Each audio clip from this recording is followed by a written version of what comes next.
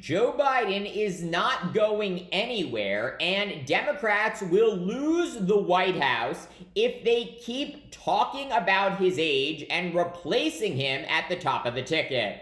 All that and more now on Gaffes Grievances.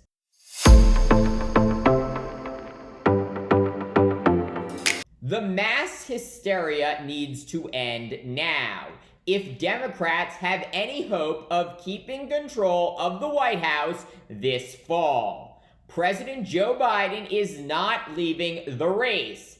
He has made that very, very clear. Biden is the Democratic nominee for President of the United States, and that is not going to change regardless of how many stories the New York Times writes about his age and the anxiety of Democratic voters. No one disputes that Biden had a horrible debate performance a week ago, but those 90 minutes on stage in no way negate Biden's 3.5 years as president, where he accomplished more for the American people than any president in the past century. In fact, just this morning, a new report from the Labor Department showing America's economy under President Biden remains the envy of the world. The U.S. economy adding more than 200,000 new jobs last month, with the unemployment rate at just 4.1%. That means, thanks to President Biden, there has now been a record 42 consecutive months of job growth in America, with average hourly earnings up almost 4% from a year ago. And you may have noticed that while the media incessantly chronicles Biden's flubs and wealthy donors fantasize about replacing him on the ticket, one man has remained remarkably quiet. That man, of course, is Biden's opponent for the presidency once again, Donald Trump. The convicted felon, adjudicated sexual abuser, and business fraudster has done virtually no media or public appearances since his debate with Biden a week ago. And that is because Trump does not want to get in the way of Democrats destroying themselves. What the aspiring dictator has astutely realized is that despite Biden's disastrous debate performance, Biden's polling numbers have barely budged. Trump now leading Biden 49% to 43% among likely voters nationally. Trump's lead over Biden growing just 3 points following the debate. A debate, I will remind you, in which Biden barely uttered a coherent sentence. Here's the thing. Unlike the Democratic chattering classes and big money Democratic donors, average Americans who do not read the broadsheets and do not watch cable news are not obsessed with Biden's age. What average, everyday Americans care about is how they are doing personally. Do they have a good paying job? Can they afford their prescription medications?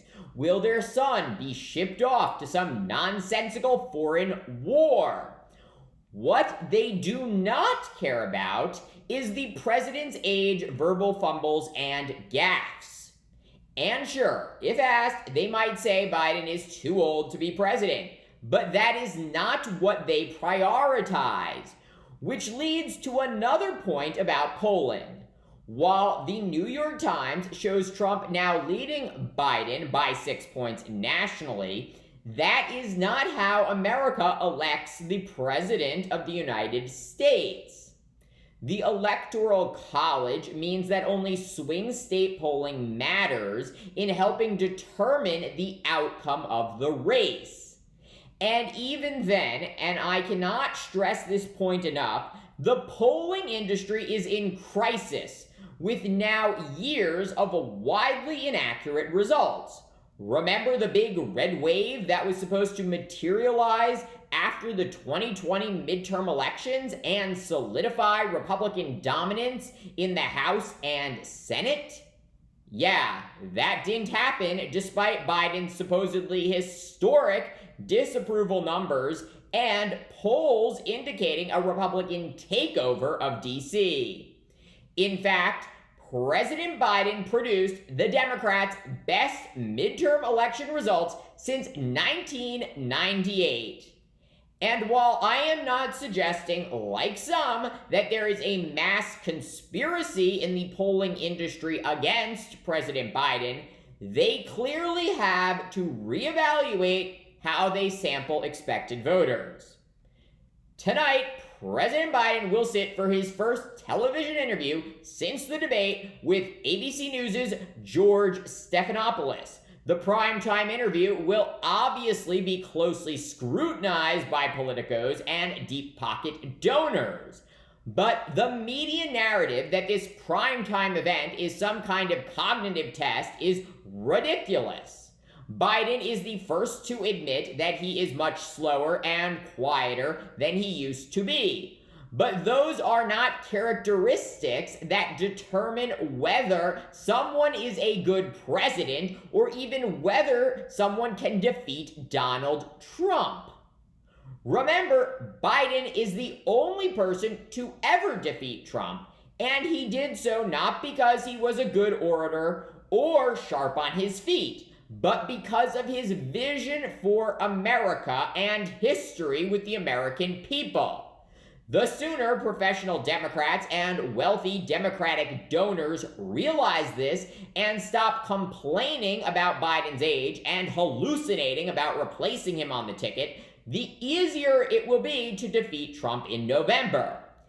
Democrats must immediately get back to focusing on Trump's dark, terrifying, dictatorial vision for America, along with his 34 felony counts and personal and professional misdeeds, if they want to win big this fall and save this, the greatest democratic republic in the world.